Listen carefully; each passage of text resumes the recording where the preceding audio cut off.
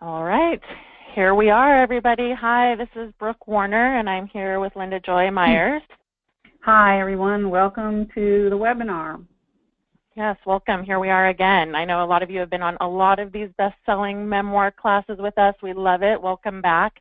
And good to see some familiar names in the attendee pane. And just because it's fun, I love to have you guys put into the questions window where you're calling in from, because every once in a while we see people coming in from different countries and different time zones, and so we welcome you wherever you're calling in from. There they come. Awesome.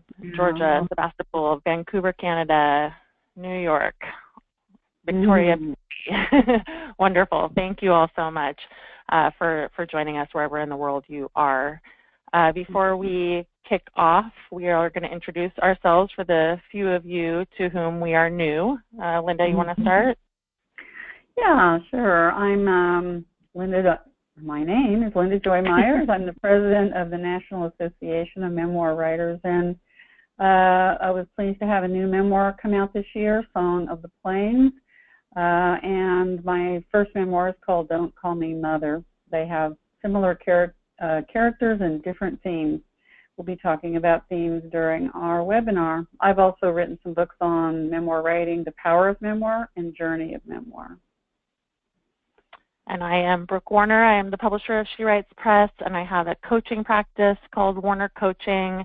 I have a few books on writing and publishing, and then together Linda Joy and I have written some books on memoir too. So we love doing these calls. They're super fun. It's a great excuse for us to read some books that are new sometimes or sometimes familiar to us. I hadn't read Running with Scissors in about 10 years, so it was a fun refresher, and we're excited to bring Running with Scissors to you just to look at what makes it work. Why is it so beloved? What's the deal with Augusten Burroughs and his writing and this memoir in particular? So without further ado, I'm going to dive in here and talk to you all about coming of age. What is it and how to think about coming of age? And I put this even, thinking about coming of age scenes, even if your scope is bigger. One of the things that I personally think works well about Running with Scissors, and particularly reading it through this lens this time around, is how scene-driven it is. And I don't think we can say that every single coming-of-age memoir is necessarily as scene-driven as Running with Scissors, but as I was going over in my head all these coming-of-age memoirs that we've taught, we've done Angela's Ashes, we've done the Liars Club, we've done the Glass Castle. They're all really, really scene-driven. I'm going to be talking about what makes that work, why scenes are so important. I mean, if you guys have attended any of our classes or been to our Magic of Memoir conference, you know that we're really, really focused on scene and how important scene is to your writing. But if you read a book like Running with Scissors, you'll see that it's basically just one scene after another scene after another scene after another scene with not so much narrative summary between. He's propelling the story along with his themes. Excuse me, scenes. It's easy to get those two mixed up. So time frame. The time frame for coming of age stories is typically anywhere from as young as 4, which you saw in the Glass Castle, and it can span to early 20s. I personally like to see books that are not 2 decades plus for coming of age memoir. I think it's nice. Like this book is pretty cool because it's really about adolescence. And so it has this very specific time frame of Augustine coming of age, and there's a lot of sex, as you guys know, in this story. And so part of it is this coming of age, adolescent angst, all kinds of stuff going on in his story, and peppered throughout is also a sexual awakening, however dysfunctional it might be. So I just wanted to point that out, that the time frame can be long or short, but establishing for a coming of age what your time frame is going to be is an important and helpful thing to do, so that as you begin to lay out your scenes, you can figure out how many of them you can fit within a specific time frame. I really do believe that the reason Augustine's story, and Linda Joy is going to get more into this, has been so resonant with authors, or readers rather, is because of how honest he is and how his scenes also just go so deep and so specific. And so I wanted to share some of that specificity with you. I mean, you could open up any page of this memoir and find this level of specificity, but if you're working on your own memoirs, I would challenge you to look at your own specificity. Are you doing it enough? Are you writing with the level of depth and detail that Augustine Burroughs is? And we'll talk about memory and other things. You know, how is he allowed to do this? Linda Joy is going to talk about the emotional truth versus fact. But let's look for the purpose of, you know, looking at an example at page 30 and 31, and I'll just read a little bit to give you a flavor, and you could, you know, read along if you have the book, and it's not required to have read the book to show up tonight. So Dr. Finch leaned back in his rattan swivel chair and folded his arms behind his head. My mother sat across from him on the floral love seat, and I sat in the armchair between them. My mother's razor-stubbled legs were tightly crossed. She wore leather sandals with thin straps and tapped her foot in the air nervously. She lit her third more. So look at all those specifics. She has razor-stubbled legs, her legs are tightly crossed, leather sandals with thin straps. She lit her third more. I love that. I love those kinds of details. They just add so much, and they place you right in the room with them. He says, I was 12, but felt at least 14. My parents had been divorced for over a year, and my mother was seeing Dr. Finch constantly, not just every day, but for hours every day. And if not in person, certainly on the phone. Sometimes, like now, I would get sucked into one of their sessions. My mother felt it was important that the doctor and I get to know each other. She felt that maybe he could help me with my school troubles, the trouble being that I refused to go and she felt powerless to force me. And it goes on with these details. You know, on the next page it says, my mother blew a cloud of smoke over her head. And so the smoking is so much a part of this. He writes, you are a goddamn son of a bitch, she said. She used her teasing voice as opposed to her disturbing, let's go to the mall in blackface voice. So there's all, you know, he's funny, of course, and it's a dark humor, but the specificity and the details in this scene really give you the sense of discomfort with the scenario that's playing out, that the two of them have some kind of sexually charged energy, which anyone who knows a therapist and a patient should not have. And so he's just pointing this out. He's not making judgments about it. He's observing. And that's one of the most powerful things that you can do in a coming-of-age memoir, is to show something fairly dispassionately, like this is what happened, and let the reader make their own conclusions about what that says and what that means. I think he does that quite brilliantly. You feel uncomfortable a lot through the book, and I think that's part of his intention. So I'm going to turn to a second example on page 190 and 191. Throughout the book, Dr. Finch and his oddball family are doing what they call Bible dipping, which I think is also quite funny, where they grab the Bible and they open up a page and they stick their finger in it and they land on a word or a passage, and then that is supposed to give guidance. So on page 190 in the middle of the page, it says, Dr. Finch is saying, let's ask God, he said. Automatically, Natalie walked to the fireplace mantel and pulled down the Bible. It was sitting next to a framed black and white photograph of a movie marquee that read, Tonight, Velvet Tongue. Okay, then let's ask for guidance. The doctor closed his eyes. Natalie fanned the pages and then opened the book. The doctor put his finger down on the page. He opened his eyes and slid his eyeglasses down from their perch atop his head. Natalie read the passage and his finger had marked. And in those times, there was no peace. The doctor guffawed, causing his eyeglasses to slip down his nose. Well, you see there? That's your answer. That's just wonderful. I don't get it, Natalie said. What does it mean? She sat down on the sofa next to her dad. Well, he began in his throaty baritone, I think what God is saying is that these are very stressful times for everybody, including Hope, maybe especially Hope. This business with the cat, he waved his hand dismissively in the air, is just stress. I say ignore her. It'll resolve itself. So, and on we go. But what I was like, just look at the details, everyone. It's so wonderful. I mean, you don't feel like you're reading. One of the things that I've said often about the power of this kind of scenic detail is that you actually forget you're reading. They put you so much into the scene. You see that fireplace mantle. You see the Bible up there next to a framed black and white photograph of a movie marquee. And then they're dipping into the Bible, and he's showing body language. He's using great dialogue.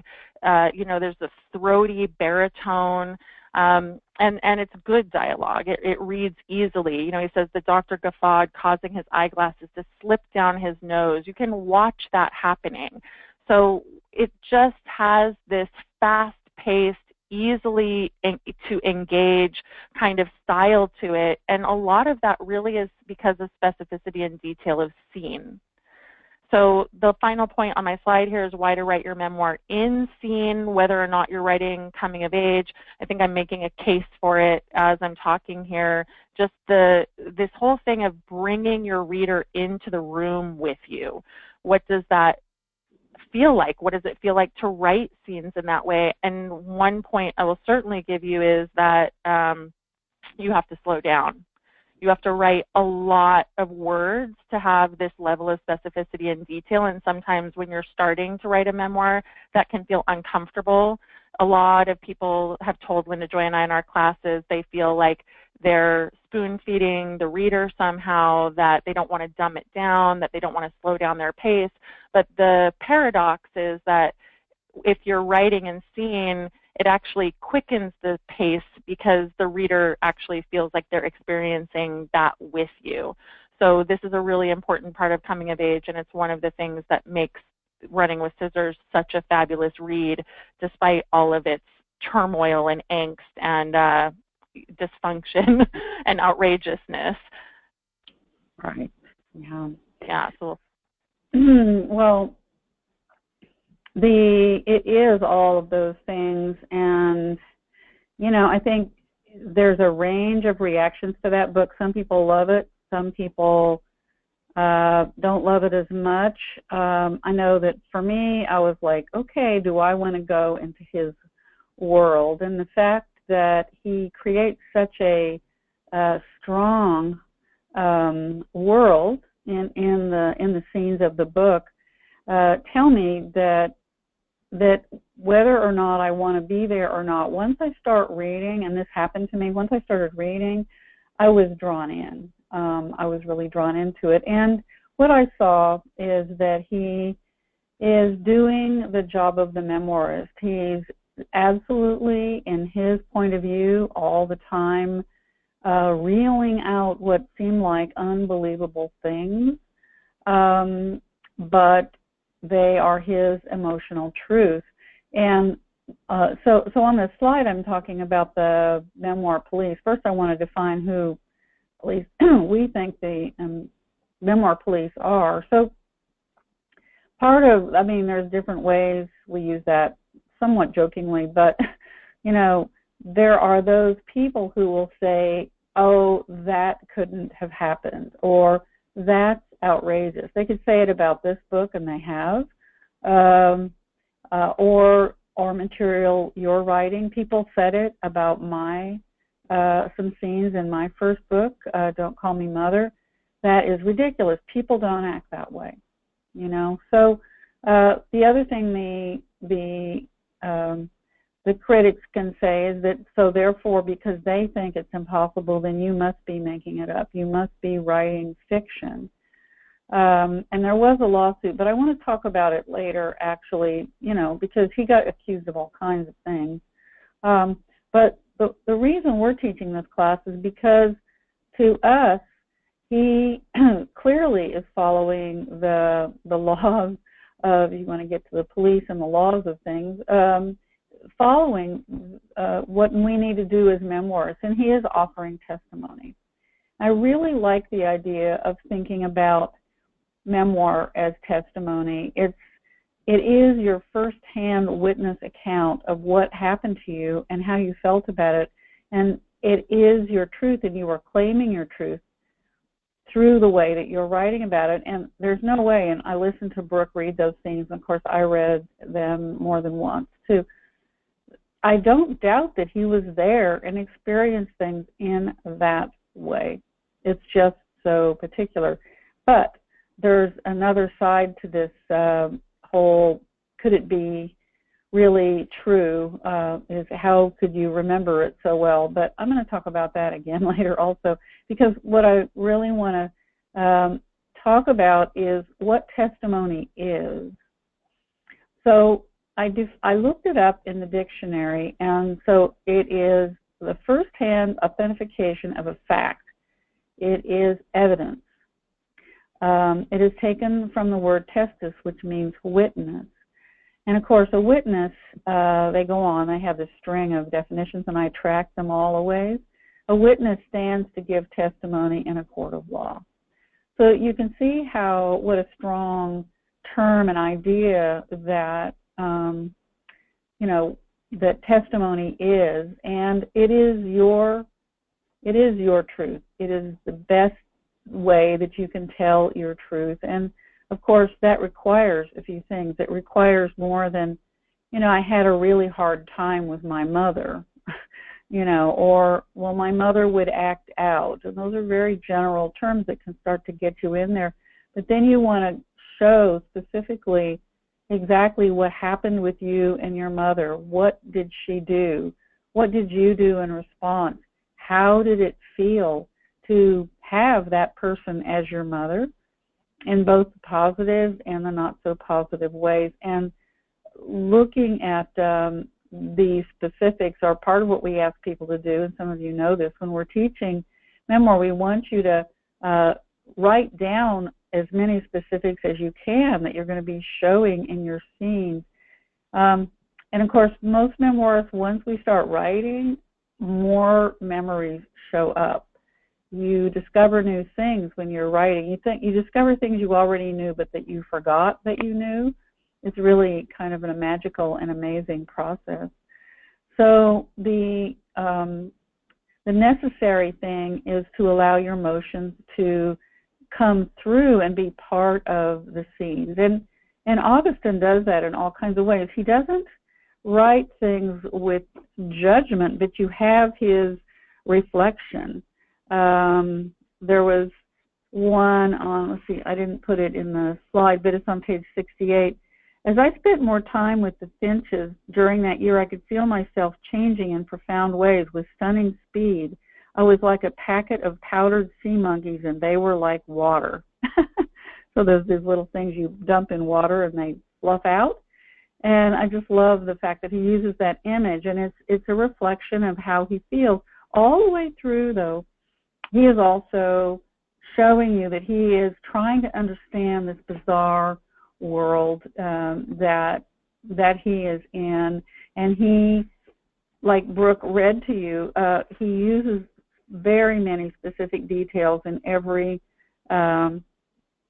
in every scene. And there's another passage that I thought was so good. Now, the other thing he does, we'll be talking about this more in the long class, but the way he uses language and the way he creates visual images, which are part of the detailed scenes that we're talking about here.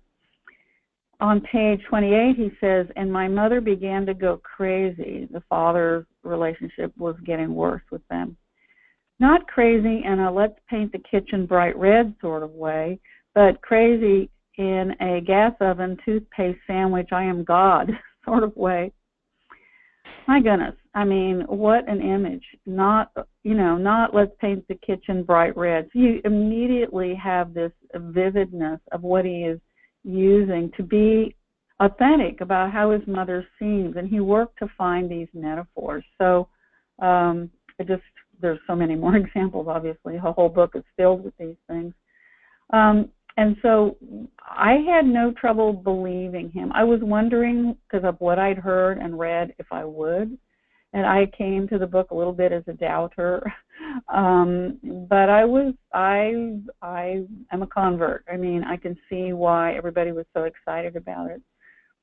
And the last point I want to make is to support you all to research what you don't remember, because this whole thing about testimony and people casting doubt on your authenticity, do your best to research what you don't remember, like where the house is, the specifics about the yard and the cars and the world around you. You can absolutely do research about that. You can't research a conversation you had. And if you're trying to write dialogue and create a scene, I really do think that you need to close your eyes and go into kind of a visualization state and put yourself back in that emotional moment. We are talking about, emotional truth here. Put yourself back in that emotional moment and see what you are discovering, because I think you will find it. I know that worked a lot for me, and Brooke and I recommend it for our students. So yep, I'm a convert. It was good to read it.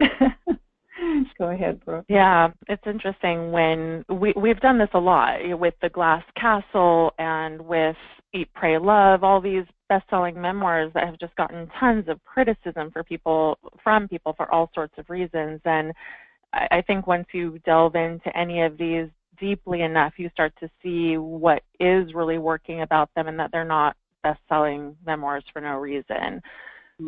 So let's look at how and why to write specific scenic details and dialogue even when the memories or if the memories are vague. This is an important one because I do believe that one of the biggest criticisms Augustine received personally was people saying there's just no way that you could have remembered things in this level of detail. Jeanette Walls of The Glass Castle got very similar kinds of criticism. And there's a few things Linda Joy and I have taught in these classes, that traumatic memory is more vivid than regular memory. And so for people who maybe haven't lived through such trauma, they can't really point a finger. Augustine clearly had a pretty traumatic adolescence. Just all of this stuff that happened to him, as much as he's a conscious, observant narrator of his own experience, you can't look at any of this stuff and think that it wasn't particularly traumatic. It was, and it had a big impact.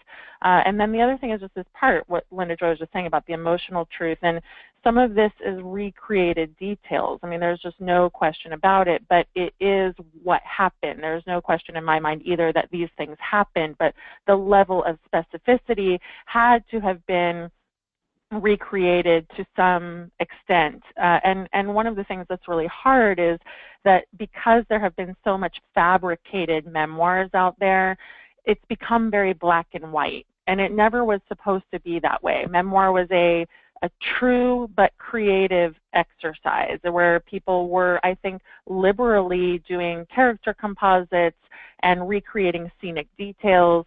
And in the beginning of memoir becoming popular, which I would probably say was in the mid-1990s, I don't think there was any pushback around that kind of thing. But then all of a sudden you had fabricated books like A Million Little Pieces or 3 Cups of Tea. There's many more examples of people who just outright lied.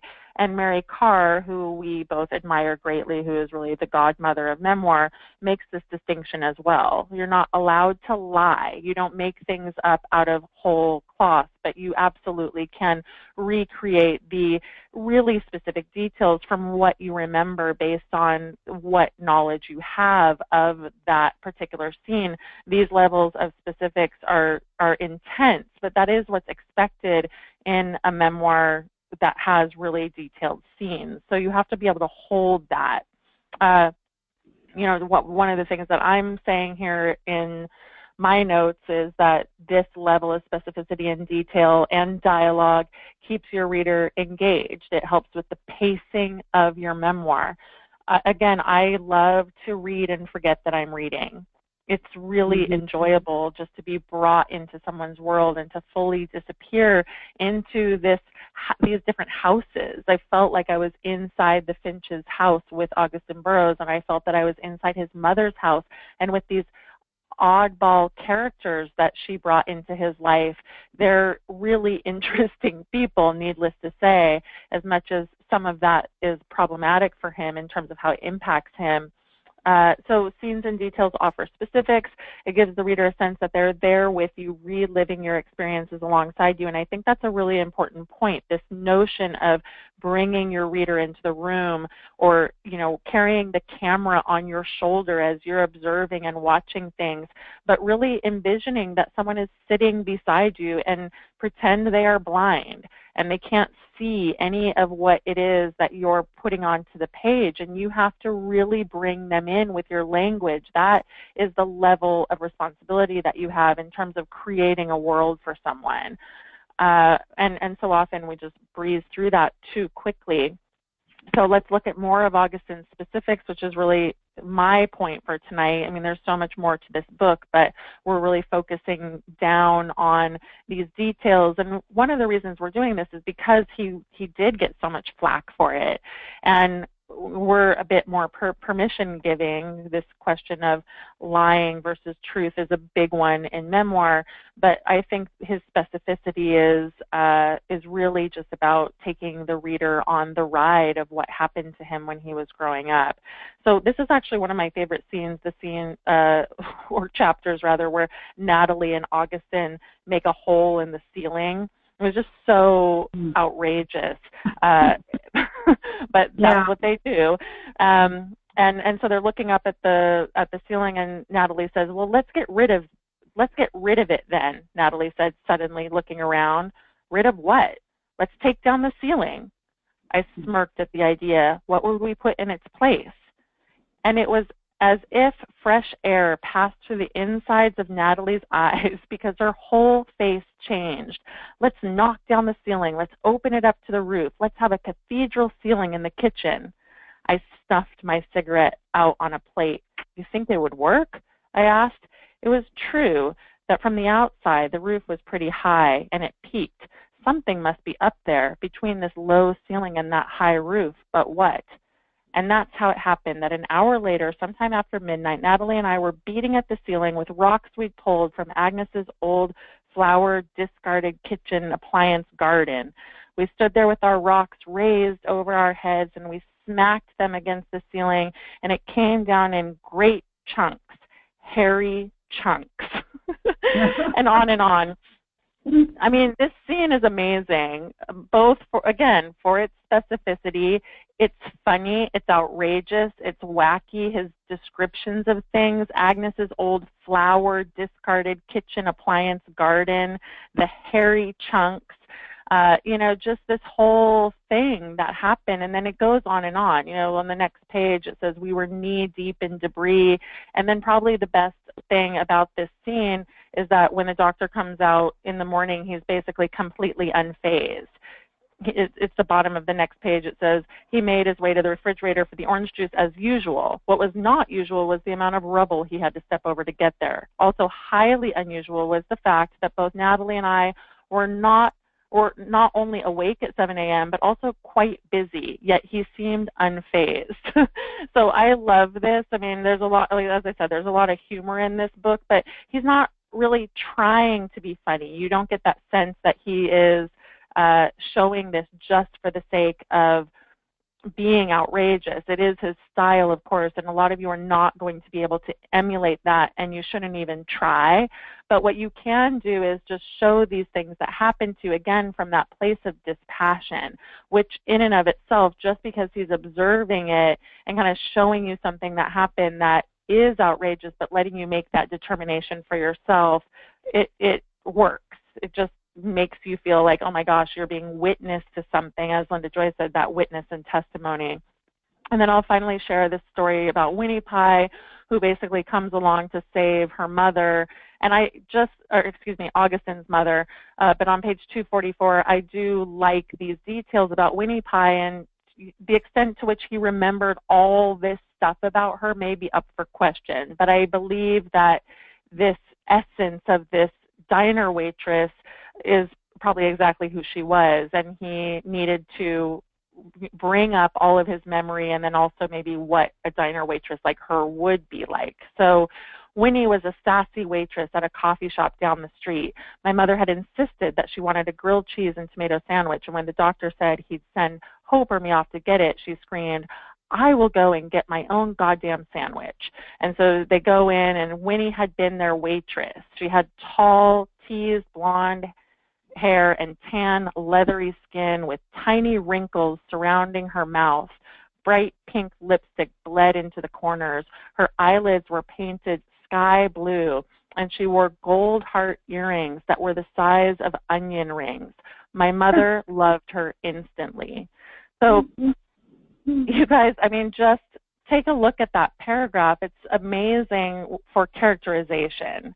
She had tall, teased blonde hair and tan, leathery skin with tiny wrinkles surrounding her mouth. Bright pink lipstick bled into the corners. Her eyelids were painted sky blue, and she wore gold heart earrings that were the size of onion rings. I mean, that is packing a lot into a very short paragraph, and it's almost an assault to the senses, which is exactly what Winnie Pie is. And you get it, right? You just are like, oh my gosh, that's who this woman is. And then it makes the rest of the scene that much more powerful, because you already have a very clear sense of who his mother is, and a very clear sense of now who Winnie Pie is. And the fact that the mother loved her instantly is just so clear because of everything we know about the mother up to this point. Like, of course she would love this woman. So I think it's delightful.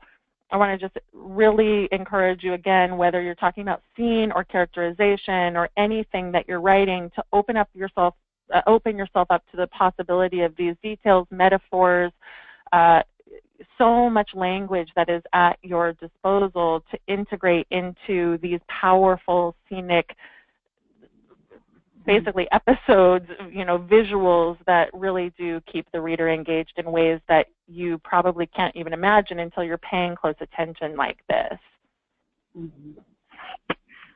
Yeah, it's very powerful writing, and yet very simple. It's not fancy words or anything. It's just really strong painting a picture that he does. So let's talk about controversy now, because most people that we run into who are working on a memoir are dealing in some way or another with a part of their story. However much they're writing it down, they're dealing with deciding how much to include. And a lot of times they're doing it a little prematurely. They're making those decisions, or are haunted by having to make them in their very first draft that basically no one else is going to read unless you decide to show it to them, which we don't recommend in the early stages of working on your story. But I think that as much as we teach that, don't show it to anybody and everything, what I see over and over is that people are just going to worry about this, about what to keep, what will the family think, like the family and friends that are going to read it, what will happen if they find out this, that, or the other thing about me. I'm teaching another class on memoir online through the Journal for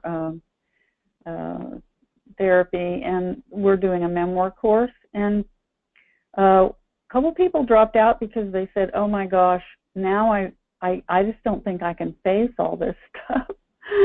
And I was going easy on what we were going to do. It wasn't a lot of pressure, but they realized that there were things that they hadn't resolved enough to even write about them, or didn't feel comfortable just yet.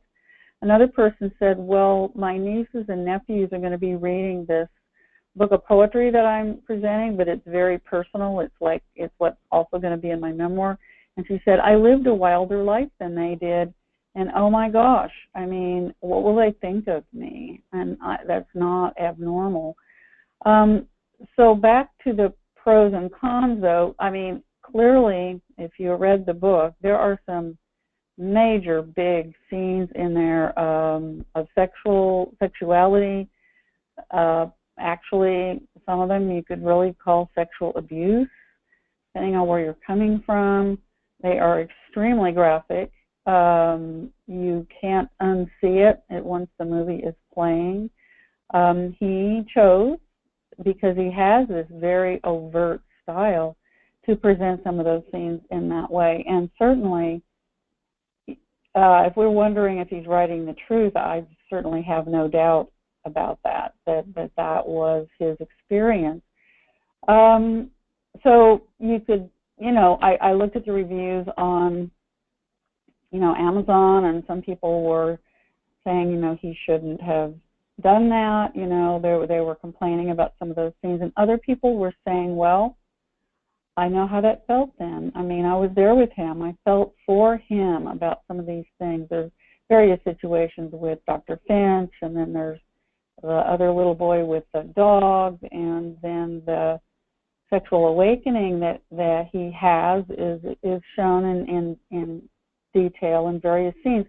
Now, just to bring in the whole issue of sexuality, it's often a part of a story that many people do shy away from or aren't sure what to do about. And it's true, you can bring the lens of the story close in or farther away. So these are some of the techniques that we teach, and we're going to talk more about these decisions and how you can think about them in the long course. But what we want to support is that everyone that we know that is working on a memoir is wrestling with both the controversial material, the reasons to include it because they happened, it's true, it's real, and yes, I really was there for this, and this is my true experience, with the cons of, oh my gosh, that's really intense, or oh my gosh, we're reading about this, really bother other people. And so what we tell people to do is claim your truth and own the lens that you are bringing to the story, and certainly in this first draft that we're talking about, there's so much work that gets done after the first draft is on the page that you actually can't tell early on exactly, what will happen. And, you don't know what's going to happen to you as you continue writing it, what kind of insights and things that you are going to be having as you continue writing. So we just encourage you to keep writing and slow down and make those moments real on the page. And as you can see with Augustin, he has done that. He has made it almost all too real sometimes, depending on where you're coming from. Now, I want to address something I said I would come back to, and that is that there was a legal case about this, because a lot of people say their memoir police says, oh my gosh, somebody might sue me. And then they just stop with that thought, and that is not the place to stop. For one thing, and when you're thinking it, it's a fear, it's not a reality. Unless someone has threatened it, and even then it's a fear and a threat and not a reality. So we tell people who have a serious question to, contact an attorney about it. But in terms of a literary attorney, but in terms of Augustin, I mean, the family, accused him of all kinds of things. You can look it up in Wikipedia, but this is what he had to say. He added something to his acknowledgement page, and he said, I didn't change, this is what he says on Wikipedia, I didn't change a word of the memoir, not one word. It is still a memoir, it's marketed as a memoir, and they've agreed 100% that it is a memoir. But he does thank the family in his newer editions for taking me into their home and accepting me as one of their own. And he says, I recognize their memories of the events described in this book are different than my own. They are each fine, decent, and hardworking people. The book was not intended to hurt the family, and my publisher and I regret any unintentional harm. Now, all that was negotiated out somehow, but he never backed down in any way. And there are situations such as James Fry with A Million Little Pieces. It had a different outcome because the story is different about that book and how it came to be a book. So claim your own truth, stick with it, write it down, keep that first draft sacrosanct, and jump in with both feet like Augustine did, and write the heck out of it. That's our advice.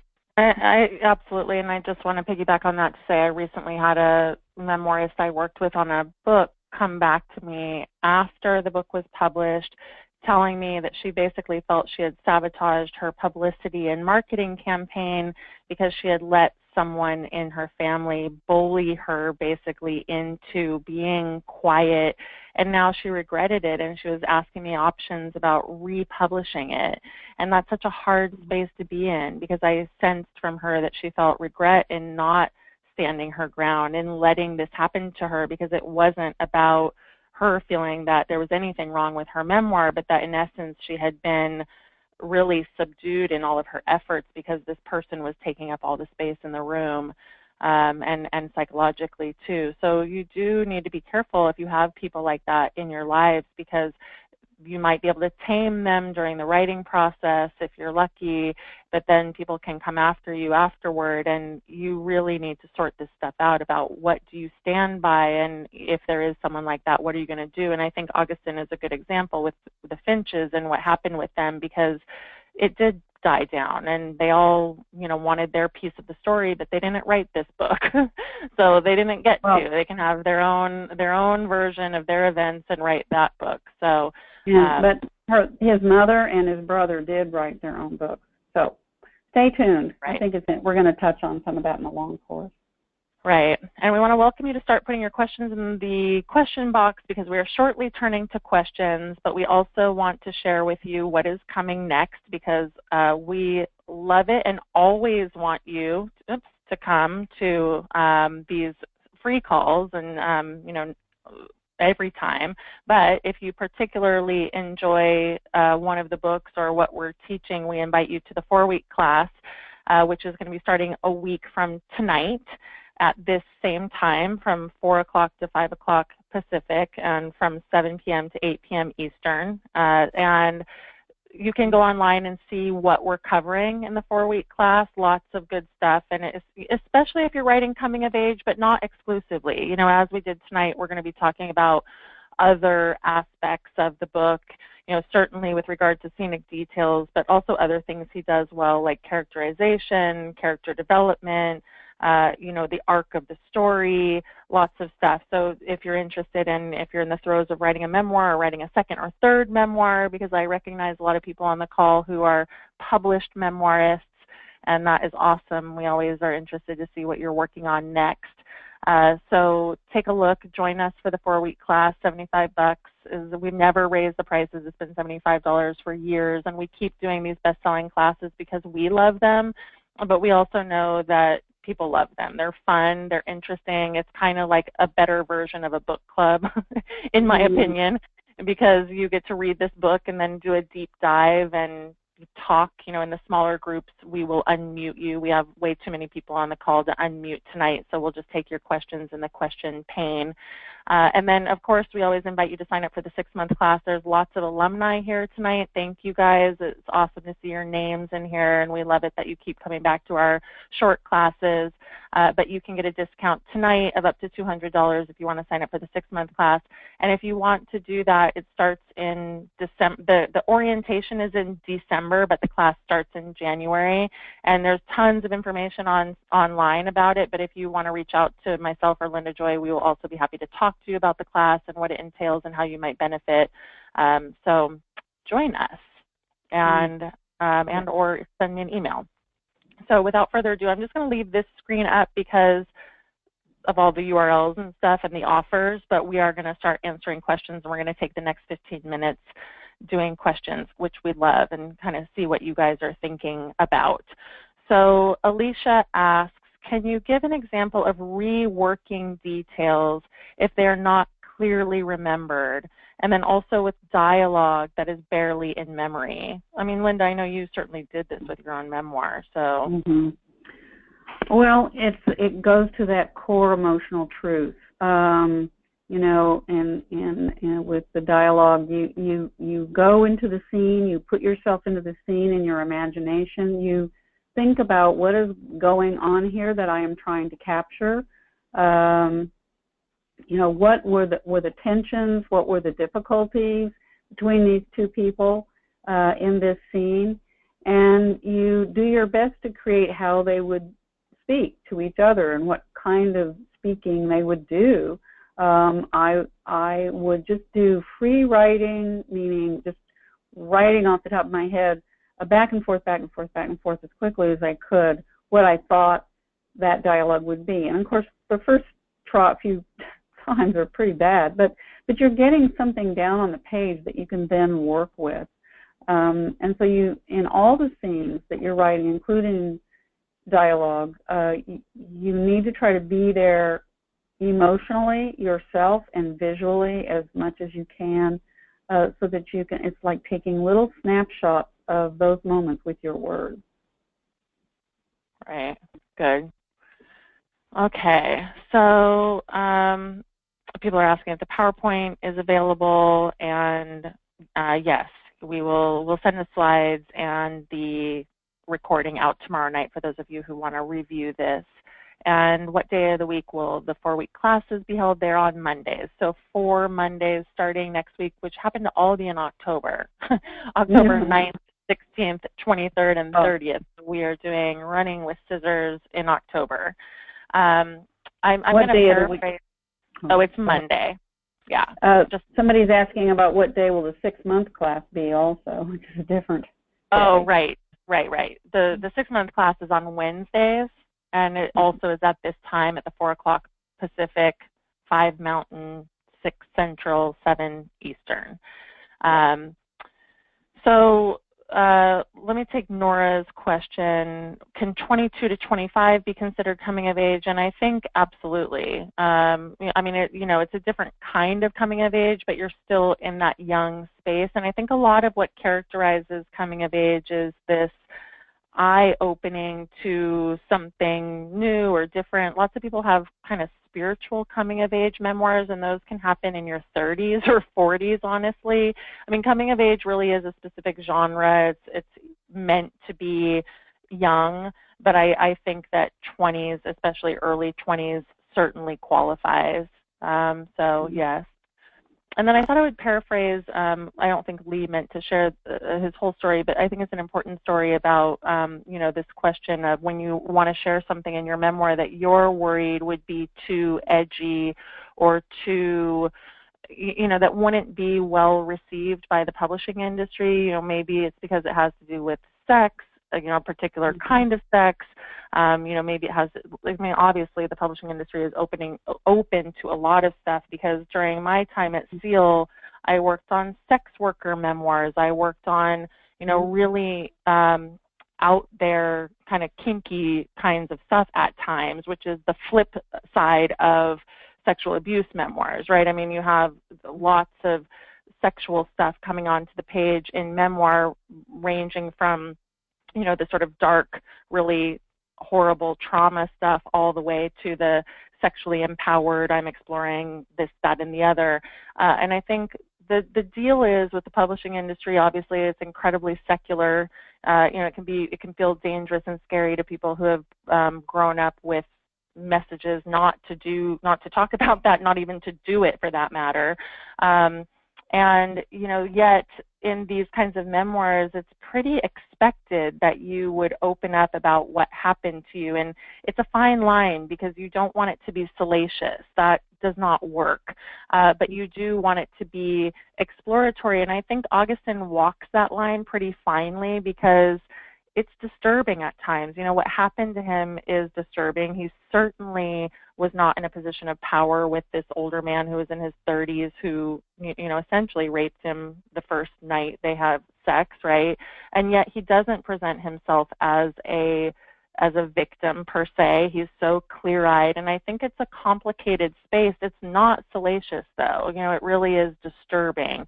And then there's a part of his sharing about his mother's sexuality, which, I can't imagine very many people being able to do, but I think given the personality of his mother, perhaps she was a bit more open to being, quote unquote, outed in that way. But that could have been grounds for a lawsuit from someone else in her situation, just because of the details that he gives about her, and her sexuality with women and other people. So it's a lot. But you guys do want to figure out what your own outer parameters are for that, and if you're too uncomfortable to publish it, then you really need to consider that. I don't think the publishing industry at this point in time is really too uncomfortable to publish anything, quite frankly.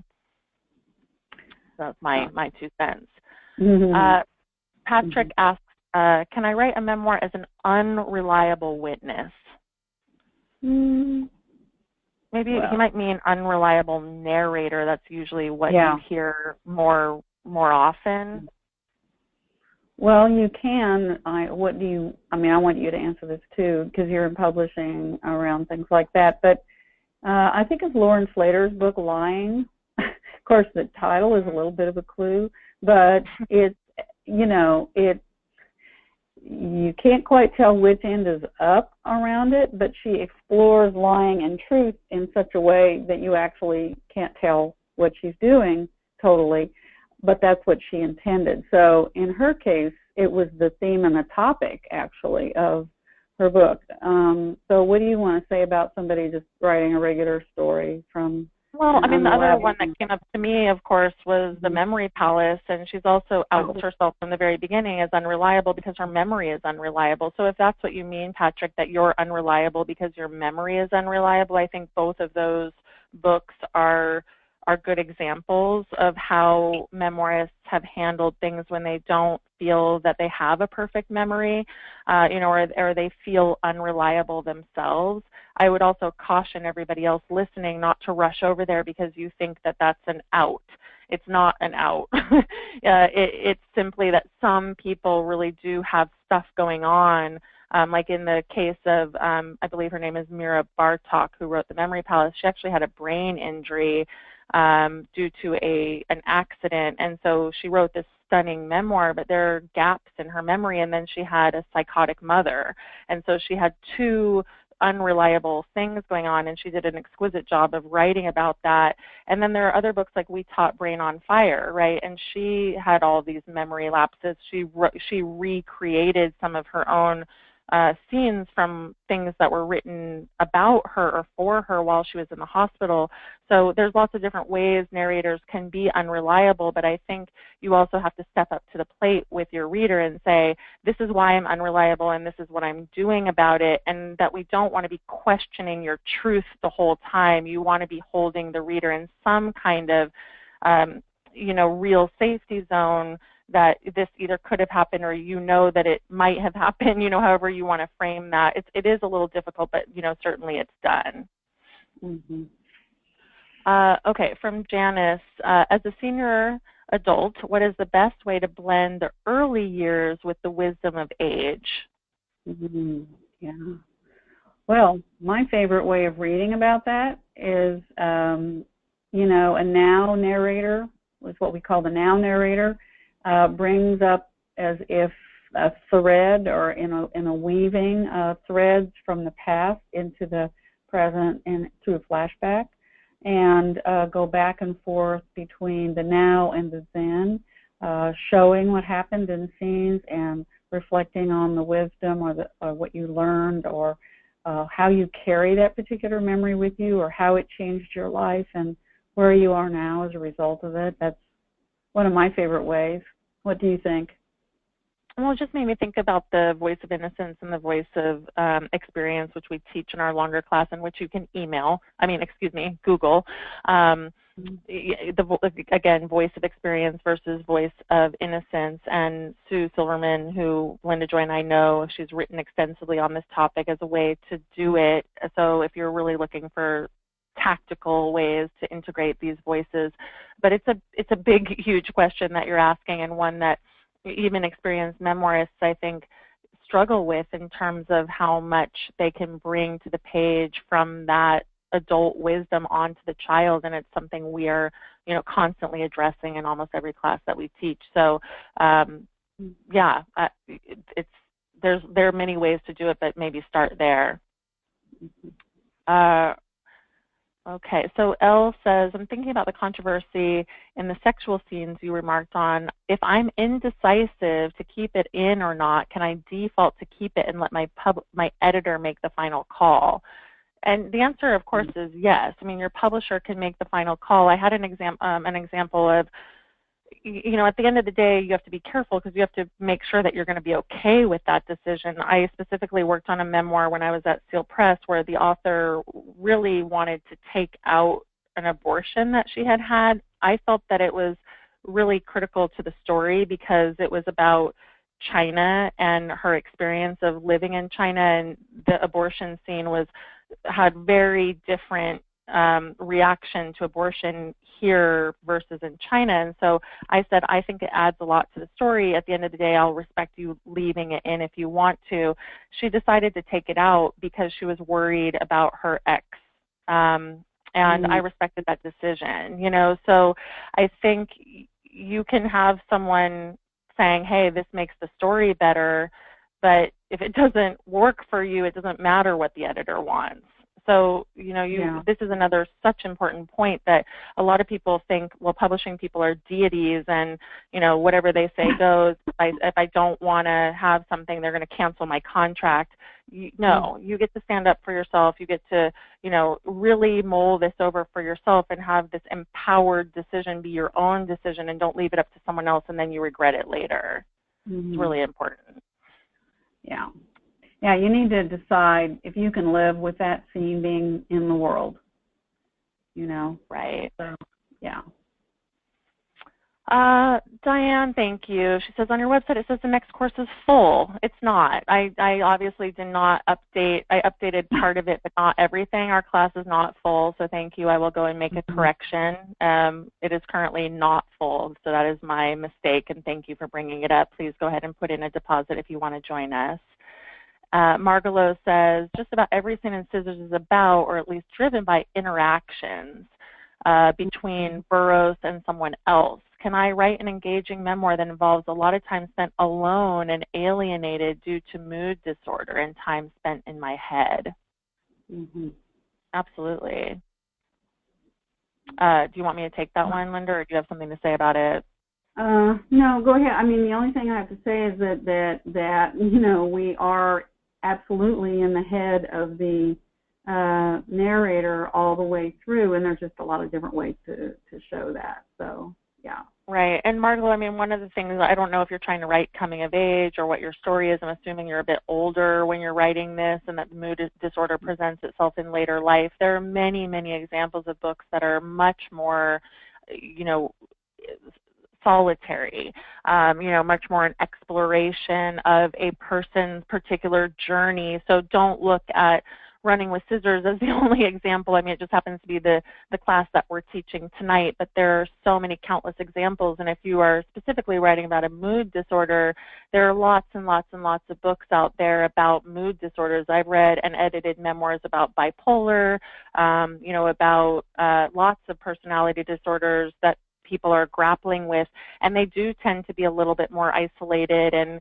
grappling with what is going on and how they are in relation to other people. So I never take a single memoir as, you know, I have to implement the stuff here, but if you can find ways to make your scenes more detailed and describe, you know, your whereabouts and what you're thinking about and what you're doing, you're still going to invite people in more deeply, and that is, that's important. Jill is asking what date the memoir, 6-month memoir class starts. And Linda, maybe if you could pull that up for me, I think it's January, right after the new year for the class 1. But it's on the website, you guys. So if you go to writeyourmemoirin6months.com and go to the 6-month class, which is the first tab, the full syllabus is up there, and you can check it out. So I think we have time for one more question. And Mary says, can I change the names in my memoir in order to not embarrass other people? Absolutely. We encourage you to do that. Yes. It's just part of, and you know, for the publishing industry, but it's just part of what's understood about writing a memoir, that you will be changing the names of the innocent and the guilty. And if you particularly want to keep somebody's name or they really think it's okay, then you do that on a case-by-case basis. But, you know, people change the name of the town, the name of the person. Lots of different names are changed for all kinds of reasons. By the way, right, and most memoirs will have a disclaimer, and in fact, I recommend changing the names because because I'm a publisher, I've had the unfortunate experience of being on the receiving end of emails threatening lawsuits, and usually the lawsuits are threatened because someone was named, and then therefore they are recognizable. And I've hit myself in the head a few times being like, I didn't vet that one closely enough. Luckily, I've never actually been sued, but a recent example was someone who said, what the heck, you used my name in this book, and he was right, and so I'm now saying to authors, like, even if you have people's permission, why not change their name anyway? Because people might change their mind and decide that, oops, I really decide I don't like being in this book. And I really wish you hadn't done that. Yeah, right. So the class, the 6-month class, officially begins on January 10th. It is on our website, goes through the 12 lessons. Orientation is in December, but you can find out all the details on our website, writeyourmemoirin6months.com. Hope you enjoyed it. Wonderful. Thanks for joining us tonight, everybody. We so appreciate you taking the time. Good luck with your memoirs. Linda Joy, thanks so much. Great to be with you. Yeah, you too. Thank you all for joining us, and hope to see you again. Bye-bye. Good night.